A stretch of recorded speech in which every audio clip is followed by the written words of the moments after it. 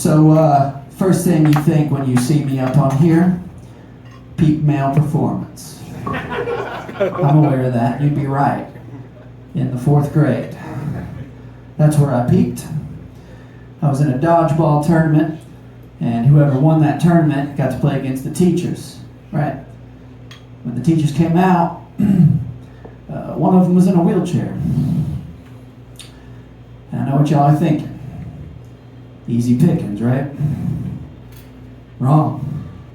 This dude had a fucking cannon for an arm. If you got hit by one of those, you'd be in a wheelchair too. They had seriously rolled out the artillery on us. Yeah, and it was war. As far as I was concerned, we were in the Revolutionary War. I saw them coming down the stairs and the ramp. The one in the front was playing the flute, you know?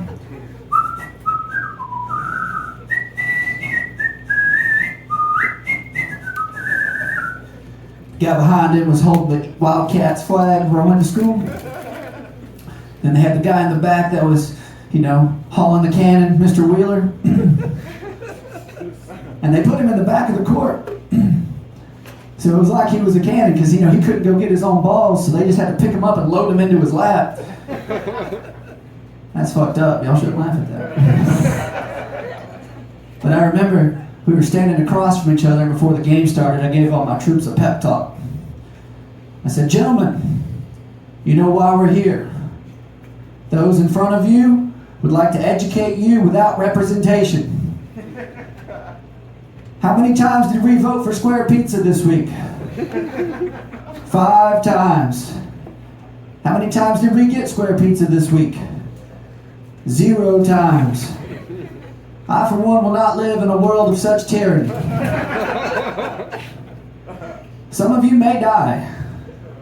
That is the cost for square pizza." You guys fucked with the square pizza in school, right? Yeah. It was a hell of a battle. It was war. It really was. It got down to just me, my buddy Blake, and him. And Blake hit him with a nasty curveball that got stuck in the wheel of his chair. They said that counted as a catch. Now Blake's out. Now it's just me and him. Man versus machine. And I won that game by catching one of his balls, right? But it came at a cost. My hands went numb. He threw that ball so hard. So I guess I understood his pain. But rather, neither one of us felt any pain. Oh, that was a good one. That's fucked up. You really shouldn't laugh at that. Nah, I miss elementary school, though. Did you guys have those fundraisers? Remember those? Anybody else? So my fundraiser was if you sold enough candy bars, you got to ride in the back of a Hummer limousine. Anybody else? Yeah, I thought it was just a white trash thing. But it's just crazy, because as a kid they told us stay away from the long white van driven by a stranger. And now they're like, you guys really want to ride in this long white Hummer driven by a stranger. They're like, get in the van, we have candy. Now they're like, if you sell candy, you can get in the van. Right? Difference is only one of those had a happy ending. And then the other one, they just take you to Little Caesars and drop you back off at school. I guess what my mom told me as a kid was true. If anyone ever kidnapped me, they'd bring me back. It's because I got pizza sauce in the back of his car. Oh, dude. Yeah. Problem is, if you were going to ride in that Hummer, you had to sell enough candy bars where you are responsible today for someone having type 2 diabetes. And I just didn't have it in me, to be honest with you. A lot of kids, what they would do is they would go door to door in their neighborhood and they would sell. I couldn't do that because everyone in my neighborhood was on meth, which is an appetite suppressant. You guys ever tried to sell candy bars to people that aren't hungry? That's not easy to do. But when I got out of school, they cleaned up my neighborhood, all right? And all they did was just arrest my uncle. Yeah, turns out he was the one selling the meth. Which, if I had thought about it, I probably could have just got him to sell the candy bars. You know? I feel like there's a way to market candy bars to meth heads. Just sprinkle a little meth on it, boom. You've got a crunch bar. Right? He could sell anything, man. He really could. I remember he would go and find cast iron skillets that had a bunch of rust on them, and then he would spray paint them black and sell them to go buy more meth. Which is genius if you think about it.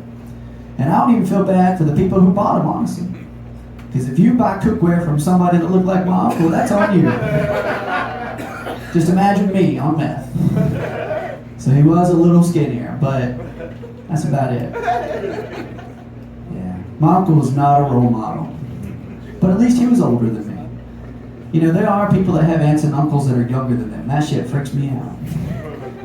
I don't know why. I feel like your aunts and uncles are supposed to be older than you. And when they're not, someone just didn't know when to quit having sex. Because my parents knew, right?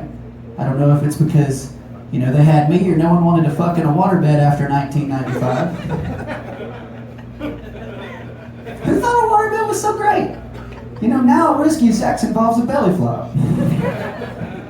And, you know, I feel bad for my mom because when she got pregnant with me, we still had a waterbed. She had to wake up every morning with motion sickness and fucking fucked it up.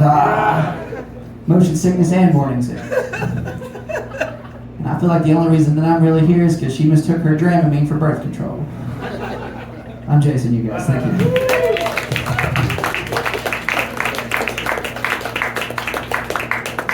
Give it up for Jason, everybody!